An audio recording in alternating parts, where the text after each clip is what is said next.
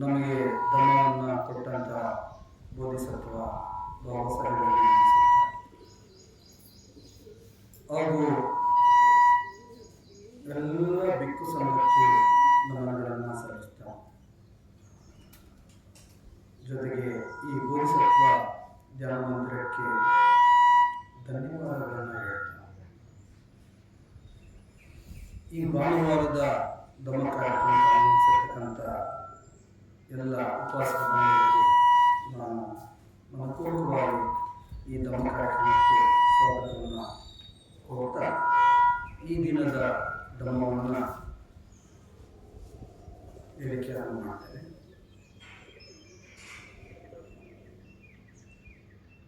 ಇವತ್ತು ನಾವಿಲ್ಲಿವರೆಗೂ ಸಹ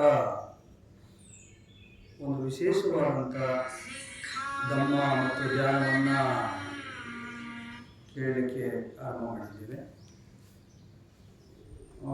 ಅದರಲ್ಲಿ ನಾವೆಲ್ಲರೂ ಸಹ ಇವತ್ತು ವಿಶೇಷ ಅಂತ ಹೇಳಿದ್ರೆ ಉಪೋಸತಗೆ ಸಂಬಂಧಪಟ್ಟಂತೆ ತಿಳ್ಕೊಳ್ಳೋದಕ್ಕೆ ಪ್ರಯತ್ನ ಮಾಡೋಣ.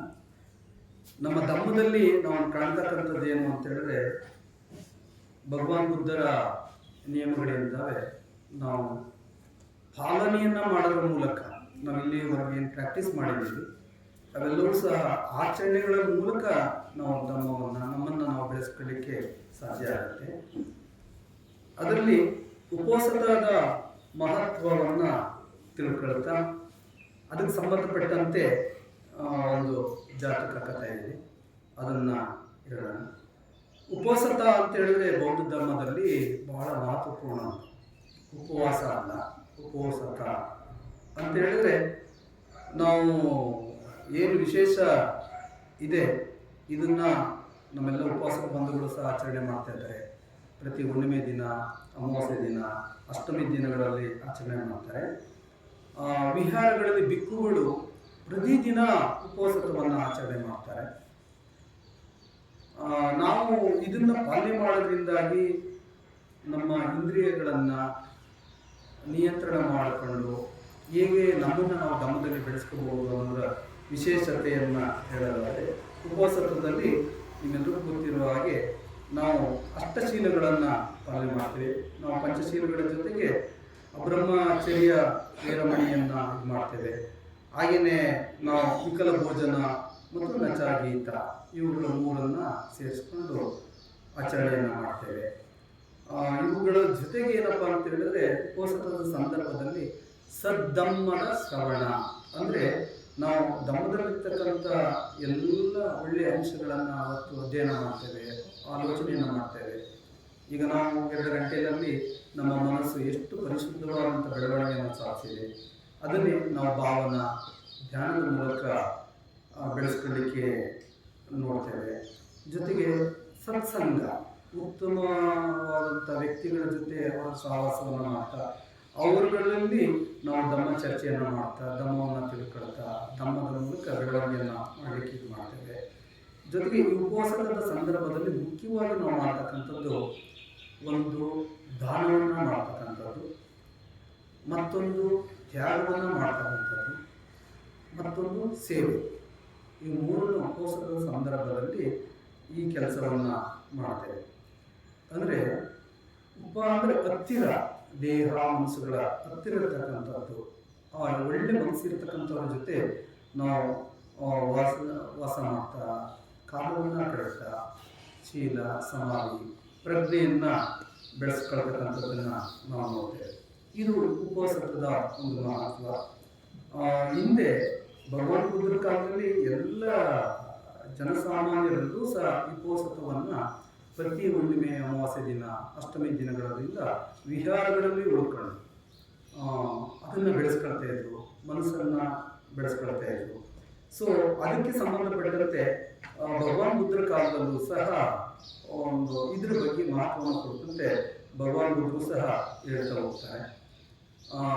ಜಾತಕತೆಗಳಲ್ಲಿ ನಾವು 3ನೇ ಸಂಪುಟದಲ್ಲಿ ಬರತಕ್ಕಂಥ 490ನೇ ಜಾತಕ ಏನಿದೆ ಪಂಚೋಪಸತ ಜಾತಕ ಅಂತೇಳಿ, ಪಂಚೋಪಸತ ಜಾತಕದಲ್ಲಿ ನಾವು ನೋಡ್ತೇವೆ. ಅದರಲ್ಲಿ ಭಗವಾನ್ ಬುದ್ಧರು ಏನಿದ್ದಾರೆ ಜೇತವನದಲ್ಲಿ ಇದ್ದಾಗ 500 ಜನ ಬಿಕ್ಕುಗಳು ಏನಿದ್ದಾರೆ ಬಿಕ್ಕುಗಳು ಮತ್ತು ಉಪವಾಸಕರು ಎಲ್ಲ ಸೇರಿ ಉಪವಾಸಕ ವ್ರತವನ್ನು ಮಾಡ್ತಾ ಇದ್ರು. ಉಪವಾಸಕ ವ್ರತದಲ್ಲಿ ಗೊತ್ತಿರೋ ಹಾಗೆ ಒಂದು ವೇಳೆಯಲ್ಲಿ ಮಾತ್ರ ಆಹಾರವನ್ನು ತಗೊಂಡು ಉಳಿದ ಎಲ್ಲ 24 ಗಂಟೆಗಳಲ್ಲೂ ಸಹ ನಿಯಮಗಳನ್ನು ಪಾಲನೆ ಮಾಡೋದು, ಕಾಯ ವಾಚ ಮನಸ ಪಾಲನೆ ಮಾಡ್ತಕ್ಕಂಥ ನಿಯಮವನ್ನು ಮಾಡ್ತಿದ್ರು. ಆಗ ಭಗವಾನ್ ಬುದ್ಧರು ಸಭೆಗೆ ಆಗಮನ ಆಗುತ್ತೆ. ಎಲ್ಲರೂ ಸಹ ವ್ರತಾಚರಣೆಯನ್ನು ತಗೊಂಡು ಬಹಳ ಆನಂದಭರಿತವಾಗಿದ್ದಂಥ ದೃಶ್ಯವನ್ನು ನೋಡಿ ಭಗವಾನ್ ಬುದ್ಧರಿಗೂ ಸಹ ತುಂಬ ಸಂತೋಷವಾಗುತ್ತೆ. ಆಗ ಬಿಕ್ಕುಗಳೇ, ಉಪವಾಸಕರೇ, ನೀವು ಇವತ್ತು ವಿಶೇಷವಾದಂಥ ಉಪವಾಸವನ್ನು ಆಚರಣೆ ಮಾಡ್ತಿದ್ರಿ, ನಿಮ್ಮೆಲ್ಲರಿಗೂ ಸಹ ಒಳ್ಳೆಯದಾಗಲಿ. ಈಗ ಮಾತ್ರ ಅಲ್ಲ, ನೀವೆಲ್ಲರೂ ಸಹ ರಾಗಾದಿಗಳಿಂದ ಕ್ಲೇಶಗಳಿಂದ ಆಚೆ ಬಂದಿದ್ದೀರಿ. ಇದೇ ಥರ ಹಿಂದೆಯೂ ಸಹ ಉಪವಾಸವನ್ನು ಜನಸಾಮಾನ್ಯರು, ಪ್ರಾಣಿಗಳು ಸಹ ಮಾಡ್ತಾ ಇತ್ತು ಅಂತ ಹೇಳ್ತಾರೆ. ಸೊ ಆ ಒಂದು ಸಂದರ್ಭದಲ್ಲಿ ಹಿಂದೆ ಅಂದರೆ ಭಗವಾನ್ ಬುದ್ಧರು ಹೇಳ್ತಕ್ಕಂಥ ಜಾತಕತೆ ಏನಿದೆ, ಆ ಹಿಂದೆ ಉಪವಾಸವನ್ನು ಮಾಡ್ತಕ್ಕಂಥ ಸನ್ನಿವೇಶದಲ್ಲಿ ಈ ಒಂದು ಮಗಧ ರಾಜ್ಯ ಏನಿದೆ ಆ ಭಾಗದಲ್ಲಿ ಭಗವಾನ್ ಬುದ್ಧರು ವಾಸ ಮಾಡ್ತಕ್ಕಂಥ ಸಂದರ್ಭದಲ್ಲಿ ಅಲ್ಲಿ ಬೋಧಿಸತ್ವರು ಹಿಂದಿನ ಜನ್ಮದಲ್ಲಿ ಒಬ್ಬ ಶ್ರೀಮಂತ ಬ್ರಾಹ್ಮಣ ಕುಟುಂಬದಲ್ಲಿ ಜನಿಸಿರ್ತಾರೆ. ಆಗ ಜನಿಸಿದ ಸಂದರ್ಭದಲ್ಲಿ ಇವ್ರಿಗೆ ಬೆಳವಣಿಗೆ ಆಗ್ತಾ ಆಗ್ತಾ ಈ ಕಾಮಭೋಗಗಳು, ಇಂದ್ರಿಯ ಸುಖಗಳ ಬಗ್ಗೆ ವೈರಾಗ್ಯ ಉಂಟಾಗುತ್ತೆ. ಆ ಬೋಧಿಸತ್ವ ಬ್ರಾಹ್ಮಣ ಕುಟುಂಬದಲ್ಲಿ ಜನಿಸಿದಂಥ ಈ ಬೋಧಿಸತ್ವರು ಏನಿದ್ದಾರೆ, ಇಡೀ ಸಂಪತ್ತನ್ನೆಲ್ಲ ತ್ಯಾಗ ಮಾಡಿ ಇವುಗಳನ್ನೆಲ್ಲ ಬಿಟ್ಟು ಅವರು ಹಿಮಾಲಯ ಪರ್ವತಕ್ಕೆ ಹೊರಟು ಹೋಗ್ತಾರೆ. ಹೋಗಿ ಅಲ್ಲಿ ಒಂದು ಆಶ್ರಮವನ್ನು ನಿರ್ಮಾಣ ಮಾಡಿಕೊಂಡು ವಾಸ ಮಾಡ್ತಾ ಇರ್ತಾರೆ. ಆ ವಾಸ ಮಾಡ್ತಕ್ಕಂಥ ಸಂದರ್ಭದಲ್ಲಿ ಅವರು ವಾಸ ಮಾಡ್ತಕ್ಕಂಥ ಆಶ್ರಮದ ಅಕ್ಕಪಕ್ಕದಲ್ಲಿ ಅರಣ್ಯ ಅಲ್ವಾ, ಅಕ್ಕಪಕ್ಕದಲ್ಲಿ ಒಂದು ಪ್ರಾಣಿಗಳು ಎಲ್ಲ ವಾಸ ಮಾಡ್ತಾ ಇದ್ರು. ಅದರಲ್ಲಿ ವಿಶೇಷವಾಗಿ 4 ಪ್ರಾಣಿಗಳು, ಒಂದು ಪಕ್ಷಿ, ಪಾರಿವಾಳ, ಹಾಗೆಯೇ ಹಾವು, ನರಿ ಮತ್ತು ಕರಡಿ. ಇವುಗಳು ಏನು ಅಂತ ಹೇಳಿದ್ರೆ, ಅವು ವಾಸ ಮಾಡ್ತಿದ್ದಂಥ ಸಂದರ್ಭದಲ್ಲಿ ಅವು ಆಶ್ರಮಕ್ಕೆ ಬರ್ತಾ ಇದ್ದೋ ಹೋಗ್ತಾ ಇದ್ದೋ ಈ ಥರದ್ದು ಬೆಳವಣಿಗೆ ಆಗ್ತಾ ಇತ್ತು. ಆಗ ಒಂದು ಸಾರಿ ಏನಾಗುತ್ತೆ ಅಂತ ಹೇಳಿದ್ರೆ, ಅದರಲ್ಲಿ ಪಾರಿವಾಳ ಏನಿದೆ, ಬಿದಿರಿನ ಮೆಳೆಯಲ್ಲಿ ಪಾರಿವಾಳ ವಾಸ ಮಾಡ್ತಾ ಇತ್ತು. ಒಂದು ಗಂಡು ಪಾರಿವಾಳ, ಹೆಣ್ಣು ಪಾರಿವಾಳ, ಪತಿ ಪತ್ನಿಯರು ಅವು ವಾಸ ಮಾಡ್ತಾ ಇತ್ತು. ಹೀಗೆ ಮುಂಜಾನೆ ವೇಳೆಯಲ್ಲಿ ಅವು ಆಹಾರಕ್ಕೆ ಅಂತೇಳಿ ಗೂಡನ್ನು ಬಿಟ್ಟು ಹೊರಟಂಥ ಸಂದರ್ಭದಲ್ಲಿ ಈ ಒಂದು ಗಂಡು ಪಾರಿವಾಳ ಮುಂದೆ ಬಂದಿದೆ, ಹೆಣ್ಣು ಪಾರಿವಾಳ ಹಿಂದೆ ಬಂದಂಥ ಸಂದರ್ಭದಲ್ಲಿ ಒಂದು ಗಿಡುಗ ಏನಿದೆ, ಗಿಡುಗ ಅಥವಾ ಹದ್ದು ಅಂತ ಏನು ಕರೀತೇವೆ, ಆ ಹೆಣ್ಣು ಪಾರಿವಾಳವನ್ನು ಎತ್ಕೊಂಡು ಹೋಗೋದು. ಆ ಎತ್ಕೊಂಡು ಹೋಗ್ತಕ್ಕಂಥ ಸಂದರ್ಭದಲ್ಲಿ ಹೆಣ್ಣು ಪಾರಿವಾಳದ ಅರಿಚಾಟ ಈ ಗಂಡು ಪಾರಿವಾಳಕ್ಕೆ ಬಹಳ ನೋವನ್ನು ಉಂಟು ಮಾಡ್ತದೆ. ತುಂಬ ದುಃಖದಿಂದ ನನ್ನ ಪತ್ನಿಯನ್ನ ಗಿಡಗ ಹೊತ್ಕೊಂಡು ಹೋಯ್ತಲ್ಲ ಅಂತೇಳಿ ಬಹಳ ಬೇಸರದಿಂದ, ತುಂಬ ರಾಗ ಅಂದರೆ ಏನಿದೆ ಆ ಸಂಬಂಧದಿಂದ ಬಹಳ ಬೇಸರದಿಂದ ದುಃಖಭರಿತವಾಗಿ ಅದು ಇದ್ದಂಥ ಸಂದರ್ಭದಲ್ಲಿ ಅದು ಒಂದು ಕ್ಷಣ ಯೋಚನೆ ಮಾಡ್ತದೆ, ನನಗೆ ಈ ಮೋಹದ ರಾಗದ ದುಃಖದಿಂದ ಬರೋದು ಹೇಗೆ, ಇದಕ್ಕೇನಾದ್ರು ಬರಲೇಬೇಕು, ಕಂಡುಕೊಂಡಿದ್ದೀನಿ, ಅದರ ದುಃಖದಿಂದ ಬರಲೇಬೇಕು ಅಂತೇಳಿ ಹಾಗೇನು ಮಾಡುತ್ತೆ, ಈ ಒಂದು ರಾಗದಿಂದ ಅಂದರೆ ಹೆಂಡತಿ ಅಂತಕ್ಕಂಥ ರಾಗ ಏನಿದೆ, ಈ ಸಂಬಂಧದಿಂದ ನಾನು ಆಚೆ ಬರಬೇಕಾದ್ರೆ ಏನು ಮಾಡಬೇಕು, ಈ ರಾಗದಿಂದ ಆಚೆ ಬರಲಿಕ್ಕೆ ನಾನು ಉಪವಾಸವನ್ನು ಆಚರಣೆ ಮಾಡ್ತೀನಿ ಅಂತೇಳಿ ಆ ಪಾರಿವಾಳ ಏನಿದೆ ಈ ಒಂದು ತಪಸ್ವಿಯ ಆಶ್ರಮಕ್ಕೆ ಬಂದು ಉಪವಾಸವನ್ನು ಮಾಡಲಿಕ್ಕೆ ಆರಂಭ ಮಾಡುತ್ತೆ. ಇದು ಒಂದು ಅಂಶ. ನಂತರ ಏನಾಗುತ್ತೆ ಅಂದರೆ, ಅದೇ ಕಾಡಿನಲ್ಲಿದ್ದಂಥ ಒಂದು ಹಾವು ಏನಿದೆ, ಹಾವು ಯಥಾ ಪ್ರಕಾರ ಆಹಾರವನ್ನು ಹೊಡಿಕೊಂಡು ಹೋಗ್ತಕ್ಕಂಥ ಸಂದರ್ಭದಲ್ಲಿ ಸಂಜೆ ವೇಳೆಯಲ್ಲಿ ಅರಣ್ಯದ ಗಡಿ ಭಾಗದಲ್ಲಿ ಏನಿದೆ, ಹಸುಗಳೆಲ್ಲವೂ ಸಹ ಮೇಯ್ಕೊಂಡು ಮನೆಗೆ ಹೋಗ್ತಕ್ಕಂಥ ಸಂದರ್ಭದಲ್ಲಿ ಆ ಗ್ರಾಮದ ಒಂದು ಋಷಭ ಎತ್ತು, ಬಿಳಿ ಎತ್ತು, ಅತ್ಯಂತ ಸೌಂದರ್ಯಭರಿತವಾದಂಥ ಬಿಳಿ ಎತ್ತು ಏನಿದೆ, ಅದು ಹೋಗ್ತಕ್ಕಂಥ ಸಂದರ್ಭದಲ್ಲಿ ಹುತ್ತ ಸಿಗುತ್ತೆ.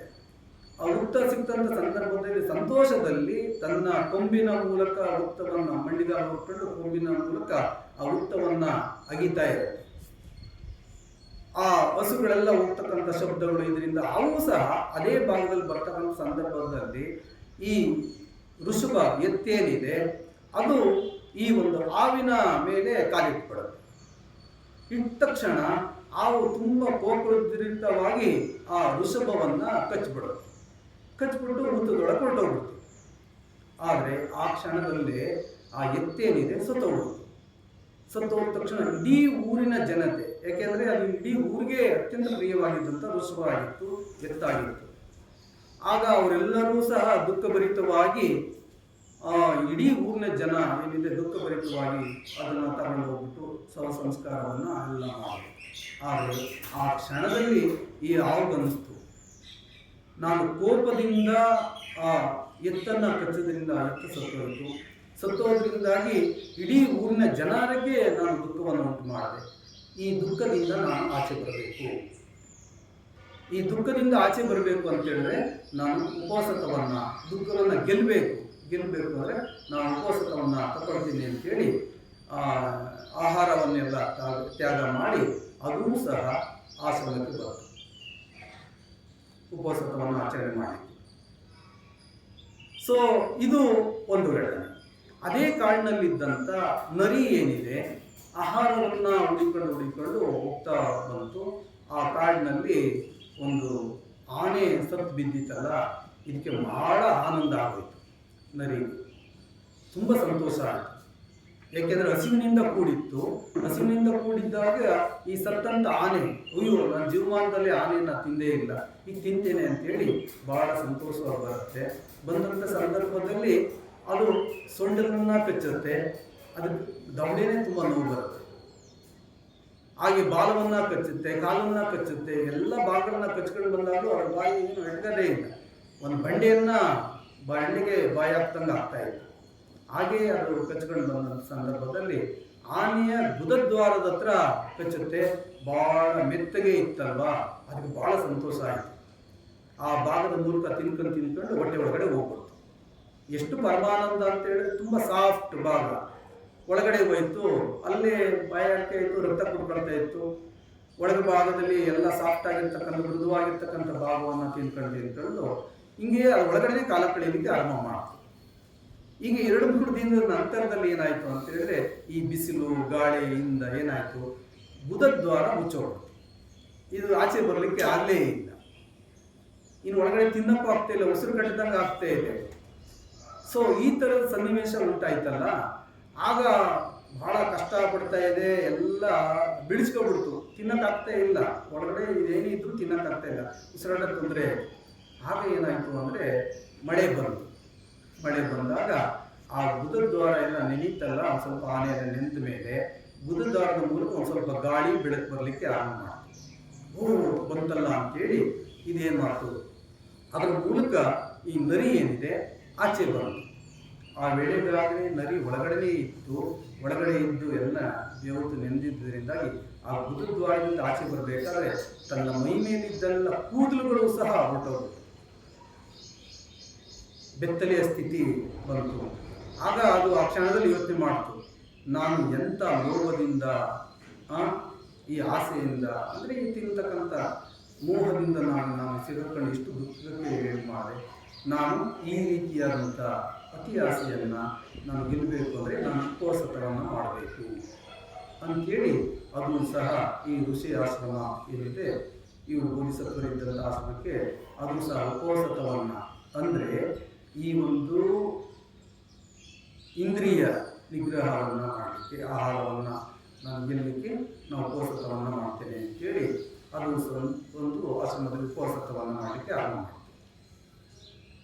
ಹಾಗೆಯೇ ಕರಡಿಯೂ ಸಹ ಏನಾಯಿತು ಅಂತ ಹೇಳಿದ್ರೆ, ಕರಡಿ ಕಾಡಲ್ಲೇ ಇದ್ದು ಭಾಳ ಬೇಸರ ಆಯ್ತಲ್ಲ, ನಾನು ಗಡಿ ಭಾಗಕ್ಕೆ ಹೋದರೆ ಒಳ್ಳೆ ಆಹಾರ ಸಿಗ್ಬೋದೇನೋ ಅಂತೇಳಿ ಅದು ಆ ಅರಣ್ಯದಿಂದ ಗಡಿ ಭಾಗಕ್ಕೆ ಬಂತು. ಆದರೆ ಗಡಿ ಭಾಗದಲ್ಲಿ ಕರಡಿ ಬಂದಿದೆ ಅಂತೇಳಿ ಇಡೀ ಊರಿನ ಜನ ಏನು ಕಲ್ಲು ದೊಣ್ಣೆ ಎಲ್ಲವನ್ನು ತಗೊಂಡು ಕಟ್ಟಿಸ್ಕೊಂಡು ಬರ್ತಾರೆ, ಓಡಿಸ್ಕೊಂಡು ಬರ್ತಾರೆ. ಓಡಿಸ್ಕೊಂಡು ಬಂದಾಗ ಕಲ್ಲೆಲ್ಲ ಬೀಸಿದ್ರು, ದೊಣ್ಣೆಯಿಂದ ಹೊಡೆದ್ರು. ಅದು ಕರಡಿ ಏನಾಯಿತು ಅಂತ ಹೇಳಿದ್ರೆ ತಲೆಗೆಲ್ಲ ಏಟಾಗಿ ರಕ್ತ ಎಲ್ಲ ಸೋರಿಸ್ಕೊಂಡು ಅದು ಬರ್ತಾ ಯೋಚನೆ ಮಾಡ್ತು, ಅಲ್ಲ ನಾನು ಕಾಡಲ್ಲಿ ನೆಮ್ಮದಿಯಾಗಿದ್ದೆ, ನನ್ನ ಅತಿ ಆಸೆಯಿಂದಾಗಿ ನಾನು ಅಲ್ಲಿ ಹೋಗಿ ನಾನು ಈ ರೀತಿ ರಕ್ತ ಬರ್ಸ್ಕೊಂಡು ಈ ಥರ ದುಃಖಾಯ್ತಲ್ಲ, ನನ್ನ ಈ ದುರಾಸೆಗೆ ಇದು ಕಾರಣ. ಇದನ್ನು ನಾನು ನಿಗ್ರಹ ಮಾಡಬೇಕು ಅಂತ ಹೇಳಿದ್ರೆ ನಾನು ಈ ಮನಸ್ಸಿನ ನಿಗ್ರಹ ಮಾಡ್ಕೊಳ್ಳಿ ಉಪವಾಸವನ್ನು ಮಾಡಬೇಕು ಅಂಥೇಳಿ ಅದು ಸಹ ಆಶ್ರಮಕ್ಕೆ ಬಂತು. ಹೀಗೆ ಪಾರಿವಾಳ, ಹಾವು, ನರಿ, ಕರಡಿಗಳು ಈ ಒಂದು ಋಷಿ ಆಶ್ರಮ ಬೋಧಿಸತ್ವರಿದ್ರಲ್ಲ ಆಶ್ರಮ ಸುತ್ತ ಆಚೆಯಲ್ಲಿ ಇವು ಉಪವಾಸವನ್ನು ಮಾಡ್ತಾ ಇದ್ದಾರೆ. ಒಳಗಡೆ ಬೋಧಿಸತ್ವರು ಇದ್ರು. ಇವ್ರದ್ದು ಸಹ ಘಟನೆ ಏನಾಗಿತ್ತು ಅಂತ ಹೇಳಿದ್ರೆ, ಅವರು ಬ್ರಾಹ್ಮಣ ಕುಲದಲ್ಲಿ ಹುಟ್ಟಿರ್ತಾರಲ್ವ, ಆಗ ಬಹಳ ಜಾತ್ಯಾಭಿಮಾನ, ಈಗೋ ಅಂತೇಳಿ ಕರಿತೀವಲ್ಲ, ಅಹಂ ಅಂತೇಳಿ ಕರಿತೀವಿ, ಇದು ಬೆಳೆಸ್ಕೊಂಡಿದ್ರು. ಆಶ್ರಮದ ಮುಂದೆ ಅವರ ಒಂದು ಬಂಡೆ ಇತ್ತು, ಕಲ್ಲಿನ ಚಪ್ಪಡಿ ಥರ ಇರ್ತಲ್ಲ, ಅಲ್ಲಿ ಇದ್ದಂಥ ಸಂದರ್ಭದಲ್ಲಿ ಆಗಿದ್ದಂಥ ಹಿಮಾಲಯ ಪರ್ವತದಲ್ಲಿ ಪಚ್ಚೇಕ ಬುದ್ಧರು ಧ್ಯಾನಸಕ್ತರಾಗಿರ್ತಾರೆ. ಪಚ್ಚೇಕ ಬುದ್ಧರ ಕಾಲಘಟ್ಟದಲ್ಲಿ ಧ್ಯಾನಸಕ್ತರಾಗಿದ್ದಾಗ ಅವರು ಒಂದ್ಸರಿ ಅವಲೋಕನ ಮಾಡ್ತಾರೆ, ಯಾರಿಗೂ ನಾನು ಧಮ್ಮವನ್ನು ಹೇಳಿದ್ರೆ ಅವ್ರಿಗೆ ಅನುಕೂಲ ಆಗುತ್ತೆ ಅಂತ ಹೇಳಿದಾಗ ಈ ಬ್ರಾಹ್ಮಣ ಸನ್ಯಾಸಿ ಅಂದರೆ ಬೋಧಿಸತ್ವರು ಇದ್ದಾರಲ್ಲ, ಇವರು ಕಣ್ಣು ಕಾಣಿಸ್ಕೊಳ್ತಾರೆ. ಇವರು ಅಜ್ಞಾನದಲ್ಲಿದ್ದಾರೆ, ಇವ್ರಿಗೆ ನಾನು ಧಮ್ಮವನ್ನು ಹೇಳಿದ್ರೆ ಆಗುತ್ತೆ ಅಂತೇಳಿ ಅವರು ಹಿಮಾಲಯ ಪರ್ವತದಿಂದ ಹಾಗೆ ವಾಯುಮಾರ್ಗದ ಮೂಲಕ ಬಂದು ಈ ಒಂದು ಶಿಲಾ ಆಸನ ಅಂತ ಕರೀತಾರೆ, ಕಲ್ಲಿನ ಸ್ಥಳ ಏನಿತ್ತು ಆ ಆಸನದ ಮೇಲೆ ಕೂತ್ಕೊಳ್ತಾರೆ. ಈ ಒಳಗಡೆಯಿಂದ ಬಂದಂಥ ಈ ಬ್ರಾಹ್ಮಣ ಸನ್ಯಾಸಿ ಏನಿದ್ದಾನೆ ಬಹಳ ವ್ಯಾಘ್ರನಾಗ್ಬಿಡ್ತಾನೆ. ನಾನು ಕೂತ್ಕೊಳ್ಳೋ ಜಾಗದಲ್ಲಿ ನೀನು ಕೂತ್ಕೊಂಡಿದ್ದೀಯ, ನಾನು ಜಾತಿಯಲ್ಲಿ ಅತ್ಯಂತ ಶ್ರೇಷ್ಠವಾದವನು, ನೀನು ಯಾರು ಇರ್ಬೋದು, ನೀನು ಚಂಡಾಳನ, ನೀನ ಕುಲದವನ ಅಂಥೇಳಿ ತುಂಬ ಭಯಂಕರ ಮಾಡ್ತಾರೆ.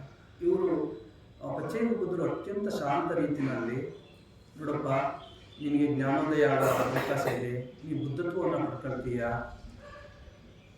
ನಿನಗೆ ಸರ್ವಜ್ಞಾನ ಸಿಗುತ್ತೆ, ನೀನು ಸುಗತಿಗೆ ಹೋಗ್ತೀಯ, ಏನನ್ನೂ ಕೇಳಿಸ್ಕೊಳ್ಳೋಕೆ ತಯಾರಿಲ್ಲ.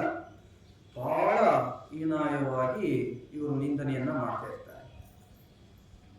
ಅವ್ರಿಗೆ ಪಚ್ಚೇಕ ಬುದ್ಧರು ಇದೆಲ್ಲ ಕೇಳಿಸ್ಕೊಂಡು ಸಾಕಾಯಿತು. ಆಮೇಲೆ ಕೊನೆಗೆ ಅವರು ನಂಬ್ಕೊಂಡು, ನೋಡಪ್ಪ ಜಾತ್ಯಾಭಿಮಾನಕ್ಕಿಂತ ಜ್ಞಾನಾಭಿಮಾನ, ಜ್ಞಾನ ಅನ್ನೋದು ದೊಡ್ಡದು ಅಂತ ಹೇಳ್ಬಿಟ್ಟು ಅವರು ಅಂತರಿಕ್ಷ ಮಾರ್ಗವಾಗಿ ಅವರು ಹೊರಟೋಗ್ಬಿಡ್ತಾರೆ. ಹೋಗ್ತಿದ್ದಂಗೆ ಈ ಬ್ರಾಹ್ಮಣ ಸನ್ಯಾಸಿಗೆ ಅರಿವಾಗುತ್ತೆ, ಇವರು ನನಗೇನೋ ಹೇಳ್ತಾ ಇದ್ರು, ನಾನು ಸರಿಯಾಗಿ ಕೇಳಿಸ್ಕೊಳ್ಳಿಲ್ಲ, ನಿನಗೆ ಬುದ್ಧತ್ವ ಸಿಗುತ್ತೆ ಅಂತ ಹೇಳಿದ್ರು, ನಿನಗೆ ಸುಗತಿ ಸಿಗುತ್ತೆ ಅಂತ ಹೇಳಿದ್ರು, ನಾನು ಕೇಳಿಸ್ಕೊಳ್ಳಿಲ್ಲ. ಅವರು ಮಹಾಜ್ಞಾನಿ, ಯಾಕೆಂದರೆ ಅಂತರಿಕ್ಷದ ಮೂಲಕ ಅವರ ಹೃದಯ ಬಲದಿಂದ ಹೋದ ಮೇಲೆ ಇವನಿಗೆ ಅರಿವು ಬಂದದ್ದು. ಆಗ ಅವ್ರಿಗೆ ಈ ಬ್ರಾಹ್ಮಣ ಸನ್ಯಾಸನಿಗೆ ಏನಾಗುತ್ತೆ ಅಂತ ಹೇಳಿದ್ರೆ ಒಂದು ಅರಿವು ಬರುತ್ತೆ, ನಾನು ತಪ್ಪು ಮಾಡಿದೆ, ನಾನು ಜಾತಿ ಅಭಿಮಾನವನ್ನು ನಾನು ವ್ಯಕ್ತಪಡಿಸಬಾರ್ದಾಗಿತ್ತು, ಅವ್ರಿಗೆ ನಾನು ನಮಸ್ಕಾರ ಮಾಡಲಿಲ್ಲ, ಗೌರವವನ್ನು ಕೊಡಲಿಲ್ಲ, ಅವರು ನನಗೆ ಬುದ್ಧತ್ವ ಬರುತ್ತೆ ಅಂತ ಹೇಳಿದ್ರು, ಯಾವಾಗ ಬರುತ್ತೆ ಅಂತ ತಿಳ್ಕೊಳ್ಳಿಲ್ಲ ಅಂತೇಳಿ ಭಾಳ ಬೇಸರವನ್ನು ಮಾಡಿಕೊಂಡು ಅವರೂ ಸಹ ಉಪವಾಸವನ್ನು ಮಾಡಲಿಕ್ಕೆ ಒಳಗಡೆ ಕೂತ್ಕೊಂಡು. ಆಗ ಕೂತ್ಕೊಂಡಾಗ ಅವ್ರಿಗೆ ಅಂದರೆ ಈ ಜಾತ್ಯಭಿಮಾನವನ್ನು ಹೋಗ್ಬೇಕು, ಅಜ್ಞಾನ ಅನ್ನೋದೇನಿದೆ ಇದು ಹೋಗ್ಬೇಕು ಅಂತ ಕೂತ್ಕೊಂಡಾಗ ಅವರು ಸಮಾಪತ್ತಿಗಳನ್ನು ಅಭಿಜ್ಞಾನಗಳನ್ನೆಲ್ಲ ಪಾಲಿಸ್ತಾರೆ. ಸಮಾಪತ್ತಿಗಳು ಅಭಿಜ್ಞಾನಗಳನ್ನೆಲ್ಲ ಪಾಲನೆ ಅಂದರೆ ನಿಯಮಗಳು, ಬುದ್ಧ ನಿಯಮಗಳನ್ನೆಲ್ಲ ಪಾಲಿಸಿ ಆಗ ಅವ್ರಿಗೆ ಒಂದು ಸ್ವಲ್ಪ ಜ್ಞಾನದ ಬೆಳಕು ಬರುತ್ತಲ್ಲ, ಆಗ ಆಚೆಗೆ ಬರ್ತಾರೆ. ಆಚೆಗೆ ಬಂದಾಗ ಇಲ್ಲೆಲ್ಲ ಇರ್ತವಲ್ಲ 4 ಪ್ರಾಣಿಗಳು, ಪಕ್ಷಿ ಏನಿದ್ದೋ, ಪಾರಿವಾಳ, ಹಾವು, ನರಿ ಮತ್ತು ಕರಡಿ ಇರ್ತಲ್ಲ, ಅವುಗಳನ್ನು ವಿಚಾರ ಮಾಡ್ತಾರೆ. ಯಾಕಪ್ಪ ನೀವೆಲ್ಲ ಆರಕ್ಕೂ ಹೋಗಿಲ್ಲ? ಪಾರಿವಾಳವನ್ನು ಮೊದಲು ಕೇಳ್ತಾರೆ. ಪಾರಿವಾಳವನ್ನು ಕೇಳ್ತಾ ಹೇಳ್ತಾರೆ, ಅಪ್ಪ ಸುಖೋ ದಾನಿ ತುವಂ ಕಪೋತೋ ವಿಹಂಗಂ ನವತವ ಭೋಜನಂತೋ ಕುದಂ ಪಿಪಾಸಂ ಆದಿವಾಸಯಂತೋ ಕಸ್ಮಾ ಭವಂ ಹೋಸತಿಕೋ ಕಪೋತೋ. ಪಾರಿವಾಳವನ್ನು ನೋಡಿ, ಈ ಸಮಯದಲ್ಲಿ ನೀನು ಆಹಾರವನ್ನು ಹುಡುಕ್ಲಿಕ್ಕೆ ಹೋಗಬೇಕಾಗಿತ್ತು, ಯಾಕೆ ಹೋಗಲಿಲ್ಲ ಅಂತ ಕೇಳಿದಾಗ ಆಗ ಪಾರಿವಾಳ ತನ್ನ ವೃತ್ತಾಂತವನ್ನು ಈ ತಪಸ್ವಿಗೆ ಹೇಳ. ಗಿಡಗ ಬಂದು ನನ್ನ ಪತ್ನಿಯಾದಂಥ ಪಾರಿವಾಳವನ್ನು ಹೊತ್ಕೊಂಡಿತ್ತು. ಅವಳ ಮೋಹದಿಂದ ನಾನು ದುಃಖಿತನಾದೆ. ಆ ದುಃಖವನ್ನು ನಿವಾರಣೆ ಮಾಡಲಿಕ್ಕೋಸ್ಕರ, ರಾಗದಿಂದ ವಿಮುಖವಾಗಲಿಕ್ಕೋಸ್ಕರ ನಾನು ಉಪವಾಸವನ್ನು ಮಾಡ್ತಾ ಇದ್ದೇನೆ ಅಂತ ಹೇಳುತ್ತೆ. ಹಾಗೆಯೇ ಆವತ್ತನ್ನು ಬರ್ತಾರೆ. ಅವರು ಸಹ ನಾನು ಇಲ್ಲಿ ಹೋಗಿದ್ದಂಥ ಸಂದರ್ಭದಲ್ಲಿ ಒಂದು ಋಷಭ ನನ್ನ ಮೇಲೆ ಕಾಲಿಟ್ಟು ನಾನು ಕೋಪದಿಂದಾಗಿ ಅದನ್ನು ಕಚ್ಚಿ ಸಾಯಿಸ್ತೇನೆ. ಇಡೀ ಊರಿನ ಜನರ ದುಃಖಕ್ಕೆ ಕಾರಣ ಆದೆ. ನನ್ನ ಕೋಪದಿಂದ ಇಷ್ಟೊಂದೆಲ್ಲ ಅನಾಹುತ ಆಯ್ತಲ್ಲ, ಹಾಗಾಗಿ ಕೋಪವನ್ನು ನಿಗ್ರಹವನ್ನು ಮಾಡಲಿಕ್ಕೋಸ್ಕರ ನಾನು ಉಪವಾಸವನ್ನು ಮಾಡ್ತಾ ಇದ್ದೇನೆ ಅಂತ ಹೇಳುತ್ತೆ. ಹಾಗೆ ನರಿಯೂ ಸಹ ಆ ತಪಸ್ವಿ ಕೇಳ್ತಾರೆ. ನರಿಯೂ ಸಹ ಇದೇ ರೀತಿಯಾದಂಥ ತನಗಾದಂಥ ವೃತ್ತಾಂತವನ್ನು, ಅಂದರೆ ಆಹಾರದ ಮೇಲಿನ ವ್ಯಾಮೋಹದಿಂದಾಗಿ ನಾನು ಹೋದೆ, ಸಿಗಾಕೊಂಡೆ, ಈ ರೀತಿ ಅಂದರೆ ನಮ್ಗೆ ಎಷ್ಟು ಬೇಕೋ ಅಷ್ಟನ್ನು ಮಾತ್ರ ಸ್ವೀಕಾರ ಮಾಡಬೇಕು. ಅತಿ ಆಸೆಯಿಂದ ಆದಂಥ ಅನಾಹುತದ ಬಗ್ಗೆ ನಾನು ಉಪವಾಸವನ್ನು ಮಾಡ್ತಾ ಇದ್ದೇನೆ ಅಂತೇಳಿ ನರಿಯೂ ಸಹ ಹೇಳುತ್ತೆ. ಕರಡಿಯೂ ಸಹ ನಾನು ಕಾಡಲ್ಲೇ ನೆಮ್ಮದಿಯಾಗಿದ್ದೆ, ನಾನು ಅತಿ ಆಸೆಯಿಂದ ಊರಿನ ಕಡೆ ಹೋದಾಗ ಊರಿನ ಜನರ ಒಂದು ಕೆಂಗಣ್ಣಿಗೆ ಗುರಿಯಾಗಿ ಅದರಿಂದ ನೋವನ್ನು ತಂದು ನಾನು ಈ ರೀತಿ ದುರಾಸೆಯನ್ನು ಬಿಟ್ಟ ಇಂದ್ರಿಯವನ್ನು ನಿಗ್ರಹ ಮಾಡಲಿಕ್ಕೋಸ್ಕರ ಉಪವಾಸವನ್ನು ಮಾಡ್ತಾ ಇದ್ದೇನೆ ಅಂತ ಆ ಕರಡಿಯೂ ಸಹ ಹೇಳುತ್ತೆ. ಹಾಗೆಯೇ ಆಗ ಅವರು ಈ ತಪಸ್ವಿ ಇದ್ರಲ್ಲ, ಆಗ ಅವರು ಹೇಳ್ತಾರೆ, ನಾನು ಸಹ ನನ್ನ ಅಹಂಕಾರದಿಂದಾಗಿ, ನನ್ನ ಜಾತ್ಯಭಿಮಾನದ ಅಹಂಕಾರದಿಂದಾಗಿ ನಾನು ಸಹ ಪಚೇಂದ್ರ ಬುದ್ಧದಿಂದಾಗ ಆಗ ಪ್ರಾಣಿಗಳೆಲ್ಲ ಅವೆಲ್ಲ ನಾಲ್ಕು ಕೇಳ್ತಾರೆ, ನೀವು ಯಾಕೆಂದರೆ ನಾನು ಹೀಗೆ ಉಪವಾಸವನ್ನು ಮಾಡ್ತಿದ್ದೇನೆ ಅಂತ ಹೇಳಿದಾಗ ಅವರು ಬ್ರಾಹ್ಮಣ ಸನ್ಯಾಸಿ ಹೇಳ್ತಾರೆ, ನಾನು ತುಂಬ ಅಭಿಮಾನ, ಈಗೋ ಜಾತಿ ಅಭಿಮಾನದಿಂದಾಗಿ ಬಂದಿದ್ದಂಥ ಪಚೇಂದ್ರ ರುದ್ರಗೆ ನಾನು ಗೌರವವನ್ನು ತೋರಿದೆ, ಅವ್ರನ್ನ ನಮಸ್ಕಾರ ಮಾಡಲಿಲ್ಲ, ಈ ಥರದ್ದೆಲ್ಲ ಆದ್ದರಿಂದಾಗಿ ನನ್ನ ಅಹಂಕಾರವನ್ನು ಹೋಗಲಿಕ್ಕೋಸ್ಕರ, ಅಹಮನ್ನು ನಿಗ್ರಹಿಸಲಿಕ್ಕೋಸ್ಕರ ನಾನು ಉಪವಾಸವನ್ನು ಮಾಡ್ತಾ ಇದ್ದೇನೆ ಅಂತ ಅವರು ಸಹ ಹೇಳ್ತಾರೆ. ಸೊ ಹೀಗೆ ಹೇಳೋದ್ರ ಮೂಲಕ ಆಗ ಎಲ್ಲರೂ ಸಹ 5 ಜನರು ಸೇರಿಕೊಂಡು ಏನು ಮಾಡ್ತಾರೆ, ಈ ಉಪವಾಸವನ್ನು ಆಚರಣೆ ಮಾಡ್ತಾರೆ. ಆಚರಣೆ ಮಾಡಿ ಕೊನೆಗೆ ಅವೆಲ್ಲರೂ ಸಹ ಬ್ರಹ್ಮಲೋಕಾಭಿಗಾಮಿಯಾಗಿ, ಸ್ವರ್ಗಲೋಕಾಭಿಗಾಮಿಗಳಾಗಿ ಅವರು ಉತ್ತಮ ಇದರಲ್ಲಿ ಜನಿಸ್ತಾರೆ. ಸೊ ಹೀಗೆ ಜನಿಸೋದ್ರ ಮೂಲಕ ಅಂದರೆ ಮುಖ್ಯವಾಗಿ ನಾವು ನೋಡ್ತಕ್ಕಂಥದ್ದು ಏನಿದೆ ಅಂತ ಹೇಳಿದ್ರೆ, ಇಲ್ಲಿ ನಾವು ನೋಡೋದು ಮುಖ್ಯವಾದಂಥ ಅಂಶಗಳು ಅಂತ ಹೇಳಿದ್ರೆ ಇಂದ್ರಿಯ ನಿಗ್ರಹಗಳು. ಅದರ ಕಥೆಯ ಸಾರಾಂಶ ಏನು ಅಂತ ಹೇಳಿದ್ರೆ, ಕಾಮ, ಕ್ರೋಧ, ಮದ, ಮಾತ್ಸರ್ಯ, ಲೋಭಗಳನ್ನು ನಾವೆಲ್ಲರೂ ಸಹ ಏನಿದೆ ಅದನ್ನು ಗೆಲ್ಲಬೇಕಾಗಿದೆ. ನಮ್ಮ ಮನಸ್ಸಿನಲ್ಲಿ ಅದಿರೋದು, ಬೇರೆ ಎಲ್ಲೂ ಇಲ್ಲ. ನಮ್ಮ ಮನಸ್ಸನ್ನು, ನಮ್ಮಲ್ಲಿರ್ತಕ್ಕಂಥ ಕೆಟ್ಟ ಗುಣಗಳನ್ನು ನಾವು ಗುರುತಿಸ್ಕೊಂಡು, ಏಕೆ ಅಂತ ಹೇಳಿದ್ರೆ ಆ ಒಂದು ಪಾರಿವಾಳಕ್ಕೆ ಉಂಟಾದಂಥ ರಾಗದ ಮೋಹ ಏನಿದೆ ಅದು, ಅಥವಾ ಹಾವಿಗೆ ಉಂಟಾದಂಥ ಕೋಪ, ಮತ್ತು ಈ ಒಂದು ನರಿಗೆ ಉಂಟಾದಂಥ ಹಸಿಯಾದಂಥ ಆಸೆ, ಲೋಭ ಇರ್ಬೋದು, ಕರಡಿಗೆ ಉಂಟಾದಂಥ ಈ ಒಂದು ಅಂಶಗಳು, ಮತ್ತು ತಪಸ್ವಿ ಅವರ ಜಾತಿ ಅಭಿಮಾನ, ಈ ಅಂಧಾಭಿಮಾನ, ಇವುಗಳಿಂದಾಗಿ ನಮಗೆ ಬಾಹ್ಯದ ಶತ್ರುಗಳಿಗಿಂತ ಆಂತರಿಕ ಶತ್ರುಗಳು ಸಹ ಹೆಚ್ಚಾಗಿರ್ತಾರೆ. ನಾವು ಧ್ಯಾನದ ಮೂಲಕ ನಮ್ಮನ್ನು ನಾವು ಗಮನಿಸ್ಕೊಂಡು, ನಮ್ಮಲ್ಲಿರ್ತಕ್ಕಂಥ ಉಪವಾಸದ ಸಂದರ್ಭದಲ್ಲಿ ನಮ್ಮನ್ನು ನಾವು ಅಧ್ಯಯನವನ್ನು ಮಾಡಿಕೊಂಡು, ನಮ್ಮ ಇಂದ್ರಿಯಗಳನ್ನು ನಿಗ್ರಹ ಮಾಡಿಕೊಂಡು ನಾವು ಬೆಳೆದದ್ದೇ ಆದರೆ ಇದರ ಮೂಲಕ ನಾವು ಸುಗತಿಯನ್ನು ಕಾಣಲಿಕ್ಕೆ ಸಾಧ್ಯ ಇದೆ ಅಂತೇಳಿ ಭಗವಾನ್ ಬುದ್ಧರು ಹೇಳ್ತಾ ಉಪವಾಸಕರೇ ಈ ಉಪವಾಸವನ್ನು ಎಲ್ಲ ಪಂಡಿತರು ಇವರೆಲ್ಲರೂ ಸಹ ಆಚರಣೆ ಮಾಡ್ತಾಯಿದ್ರು. ಆ ಸಂದರ್ಭದಲ್ಲಿ ಅನಿರುದ್ಧನೇ ಪಾರಿವಾಳ ಆಗಿದ್ದ, ಹಾಗೆಯೇ ಕಶ್ಯಪರೇ ಕರಡಿಯಾಗಿದ್ದರು, ಮುಗ್ಗಲಾನ ನರಿಯಾಗಿದ್ದರು, ಸಾರಿಪುತ್ತ ಹಾವಾಗಿದ್ದರು, ಆ ತಪಸ್ವಿಯೇ ನಾನಾಗಿದ್ದೆ.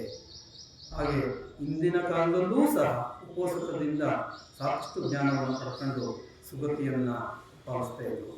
ಹಾಗೆ ನೀವು ಸಹ ಇದು ಮಾಡ್ತಾಯಿದ್ರಿ, ನಿಮ್ಮೆಲ್ಲರೂ ಸಹ ಒಳ್ಳೆಯದಾಗಲಿ ಅಂಥೇಳಿ ಅವರಿಗೆಲ್ಲರೂ ಸಹ ವಿಶ್ ಮಾಡ್ತಾರೆ. ನನ್ನ ಗಮನಕ್ಕೆ ಇತ್ತೀಚೆಗೆ ಯಾಕೆಂದರೆ ಪ್ರಾಣಿಗಳಲ್ಲೂ ಸಹ ದಯೆ ಅನ್ನೋದು ಇರುತ್ತೆ, ಅವು ಸಹ ಸುಗತಿಯನ್ನು ಕಾಣಲಿಕ್ಕೆ ಕಾರಣ ಆಗುತ್ತೆ ಅನ್ನೋದಕ್ಕೆ ಅಲೋಕ ಅಂತಕ್ಕಂಥ ನಾಯಿ ನೋಡಿ ಎಷ್ಟು ವಿಶೇಷ ಅಂತ ಹೇಳಿದ್ರೆ, ಬಂಗಾಳದ ಬೀದಿನಲ್ಲಿ ಸಿಕ್ಕಿದಂಥ ಒಂದು ಬೀದಿ ನಾಯಿ ಏನಿದೆ ಇವತ್ತು ಅದೂ ಸಹ ಬಿಕ್ಕು ಸಂಘದ ಜೊತೆ ಸೇರಿಕೊಂಡು ಬಿಕ್ಕುಗಳ ಆಚರಣೆಯನ್ನು ಪಾಲನೆ ಮಾಡ್ಕೊಂಡು, ನಾಯಿಗಳು ನಾವು ನಾಯಿಗಳ ಗುಣಗಳನ್ನು ಹೇಳ್ತೇವೆ, ಅದು ಬೊಗಳುತ್ತೆ, ಅದು ಸ್ಥಿರವಾಗಿರಲ್ಲ ಮನಸ್ಸು ಅಂತೆಲ್ಲ ಹೇಳ್ತೇವೆ. ಆದರೆ ಅಲೋಕ ಅಂತಕ್ಕಂಥ ನಾಯಿ ಇವತ್ತು ಜಗತ್ತಲ್ಲೇ ಅತ್ಯಂತ ಗೌರವಿಸಲ್ಪಡ್ತಾ ಇರತಕ್ಕಂಥ ಒಂದು ಪ್ರಾಣಿಯಾಗಿದೆ. ಹೇಗೆ ಹುಲಿ ಸಿಂಹ ಆನೆಗಿತ್ತೋ ಆ ಎಲ್ಲ ಹೆಗ್ಗಳಿಕೆನೂ ಮೀರಿ ಇವತ್ತು ಅಲೋಕ ಗೌರವ ಕಳಿಸ್ತಾ ಇದೆ ಅಂತ ಹೇಳಿದ್ರೆ ಕಾರಣ ಏನು ಅಂತ ಹೇಳಿದ್ರೆ ಸತ್ಸಂಗ. ಬಿಕ್ಕು ಸಂಘದ ಜೊತೆ ಸೇರಿಕೊಂಡು ಅದರ ಪಾಲನೆಯನ್ನ ಮಾಡಿಕೊಂಡು ಎಷ್ಟು ಸಾತ್ವಿಕವಾಗಿ ಅದು ಯಾರೇ ಬಂದರೂ ಸಹ ತುಂಬ ಮೃದು ಸ್ವಭಾವದಿಂದ ವರ್ತಿಸ್ತಕ್ಕಂಥದ್ದು. ಇವೆಲ್ಲವನ್ನ ನೋಡಿದಾಗ ನಾವೆಲ್ಲರೂ ಸಹ ಈ ಮನಸ್ಸನ್ನ ಬೆಳವಣಿಗೆಯನ್ನು ಮಾಡ್ಕೊಳ್ತಾ, ನಾವು ಸಾತ್ವಿಕವಾದಂಥ ಮೌಲ್ಯಗಳನ್ನು ಅಳವಡಿಸ್ಕೊಳ್ತಾ, ಗುಣಗಳನ್ನು ಬೆಳೆಸ್ಕೊಳ್ತಾ ನಾವು ಸಹ ಸುಗತಿಯಲ್ಲಿ ಸಾಗುವುದು ಅಂತ ಇದೆಲ್ಲ ವಾಸ್ತವ ಸತ್ಯ. ಯಾಕೆ ಅಂತ ಹೇಳಿದ್ರೆ ಈ ಜಾತಕತೆಗಳು ಕಲ್ಪನೆ ಹಾಗೆ ಅಂತ ಕೆಲವು ಅನ್ನೋದಕ್ಕಿಂತ ನಾವು ಸುಮಾರು ನಾನು 492 ಕಥೆಗಳನ್ನು ಓದಿದ್ದೇನೆ. ಅದರಲ್ಲಿ ಎಷ್ಟೆಷ್ಟು ಅದ್ಭುತವಾಗಿದ್ದಾವೆ ಅಂತೇಳಿ ಬಹಳ ಅದ್ಭುತವಾದಂಥ ಕಥೆಗಳಿದ್ದಾವೆ. ಈಗ ನಾವು ಕಳೆದ ಸಾರಿ ಹೇಳಿದಾಗ ತೇಲಪತ್ತೆ ಜಾತಕವನ್ನು ಹೇಳಿದೆ. ಅದರಲ್ಲಿ ಇನ್ನೊಂದು ವಿಶೇಷವಾದಂಥ ಜಾತಕತೆ ಇದೆ, ಕುರುಧಮ್ಮ ಜಾತಕ ಅಂತ ಇದೆ. ಅದು ಮತ್ತಷ್ಟು ಅದ್ಭುತ, ಪಂಚೇಂದ್ರಿಯಗಳಿಗೆ ಸಂಬಂಧಪಟ್ಟಂತೆ ಅದ್ಭುತ. ಅದು ಸುಮಾರು 1 ಗಂಟೆ ಆಗುತ್ತೆ, ಹಾಗಾಗಿ ಅದನ್ನು ಹೇಳಲಿಲ್ಲ. ಸೊ ಇವತ್ತು ಈ ಒಂದು ಉಪೋಸತ ಅಂದರೆ ಆಚರಣೆಗಳು, ಈಗ ನಾವೇನೇ ಪ್ರಾಕ್ಟಿಕಲ್ ಆಗಿ ಹೇಳೋದಾದರೆ 7 ಗಂಟೆಯಿಂದ ಇಲ್ಲಿ ತನಕ ನಮ್ಮ ಮನಸ್ಸು ಎಷ್ಟು ಆಹ್ಲಾದಕರವಾಗಿದೆ, ಎಷ್ಟು ಶಾಂತವಾಗಿದೆ, ಇಷ್ಟನ್ನೇ ಬೆಳೆಸ್ಕೋಬಹುದು. ಈ ರೀತಿ ನಾವು ಧರ್ಮವನ್ನು ಕೇಳೋದ್ರ ಮೂಲಕ ನಮ್ಮ ಮನಸ್ಸನ್ನು ಬೆಳೆಸ್ಕೊಳ್ತಾ ನಮ್ಮ ದಿನನಿತ್ಯದ ಇಂದ್ರಿಯ ನಿಗ್ರಹಗಳನ್ನು ಮಾಡ್ತಾ ನಾವೆಲ್ಲರೂ ಸಹ ಈ ಒಂದು ಧರ್ಮ ಮಾರ್ಗದಲ್ಲಿ ನಡೆಯೋಣ. ಇದನ್ನೆಲ್ಲವೂ ಸಹ ಧರ್ಮ ಅಂತ ಹೇಳಿದ್ರೆ ಪ್ರಾಕ್ಟೀಸ್, ನಾವು ಆಚರಣೆಗಳ ಮೂಲಕ ನಮ್ಮನ್ನು ನಾವು ಬೆಳೆಸ್ಕೊಳ್ಳೋಣ ಅಂತ ಹೇಳಿದ ತಮ್ಮೆಲ್ಲರೂ ಸಹ ಆವರಿಸಿ ಈ ಧರ್ಮ ವಚನ